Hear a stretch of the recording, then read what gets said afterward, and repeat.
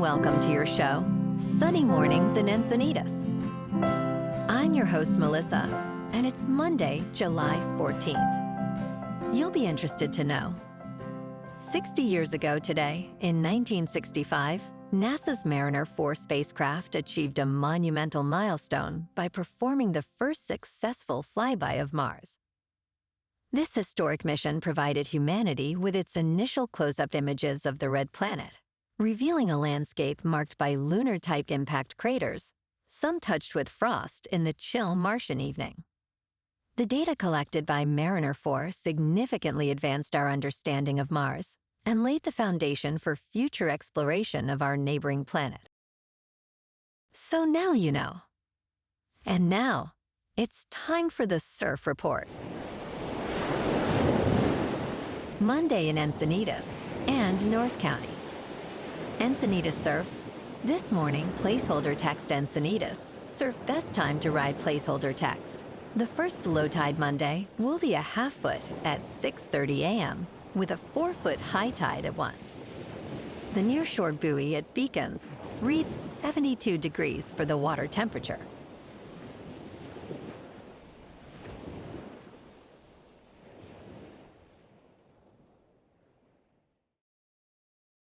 Monday at Black's Beach. Black's Beach surf, this morning, placeholder text, Black's Beach surf, best time to ride placeholder text. The first low tide Monday will be a half foot at 6:30 a.m.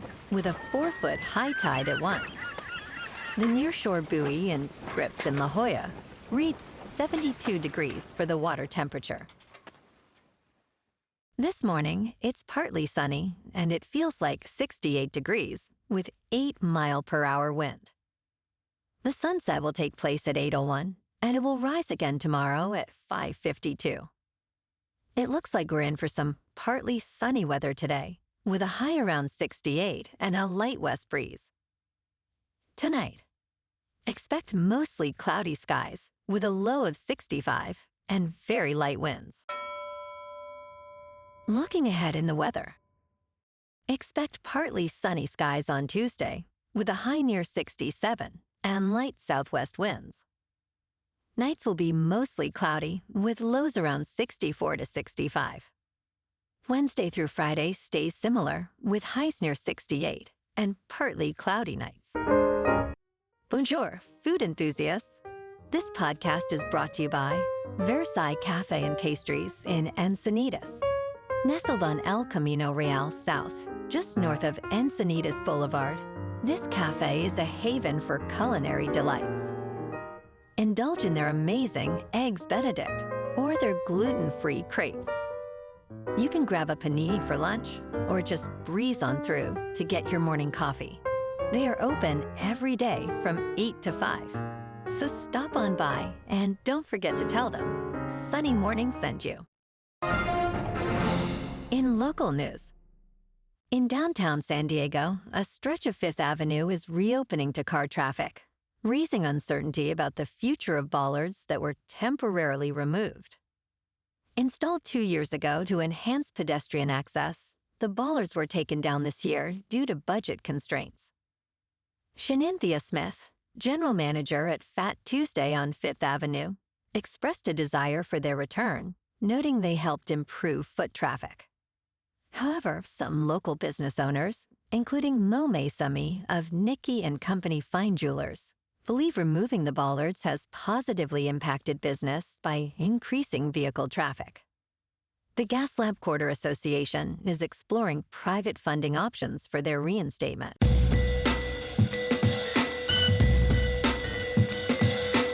Now on to sports. In Major League Baseball, the Atlanta Braves, once seen as World Series contenders, find themselves struggling at 42 wins and 52 losses, nearly out of postseason contention. Their playoff chances have plummeted from 92% at the season start to just 4.6%. Despite strong performances from Ronald Acuna Jr. and Spencer Schwellenbach, a series of injuries and poor performances from key players have plagued the team. As the trade deadline approaches, questions arise about whether the Braves will make significant changes or simply adjust their roster for the remainder of the season. In local sports, yesterday afternoon at Petco Park, the Phillies edged past the Padres 2-1. Philadelphia's Sanchez earned the win, stifling San Diego over 7 1/3 innings. With the game tied in the 8th, Real Muto's double brought Harper home, sealing the Friars' fate. Morajan took the loss for San Diego despite Machado and Bogart's efforts at the plate, while Strom secured the save for the Phillies as the Friars now stand at 52-44. Looking ahead after the All-Star break to Friday afternoon, the Friars face the Nationals in Washington. Michael King, sporting a 4.67 earned run average, takes on Tyler Stewart, who holds a 3.57. In top news, just 30 minutes a day of Japanese walking may help you get in shape. This technique, known as interval walking training, is gaining popularity after going viral on social media. A study led by Hiroshi Noz found that middle-aged and older individuals who practiced this method experienced lower blood pressure and improved physical fitness compared to those who walked at a moderate pace. Interval walking involves alternating 3 minutes of fast walking with 3 minutes of slower walking. Experts suggest starting slowly, aiming for 15 minutes twice a day, and gradually working up to the recommended physical activity levels. In business news, Florida Governor Ron DeSantis has signed legislation to officially recognize gold and silver coins as legal tender in the Sunshine State, aiming to provide Floridians with financial freedom. DeSantis emphasized that gold is very likely to hold its value, certainly compared to fiat currency. The new law, effective July 1st, 2026, also exempts these coins from sales tax.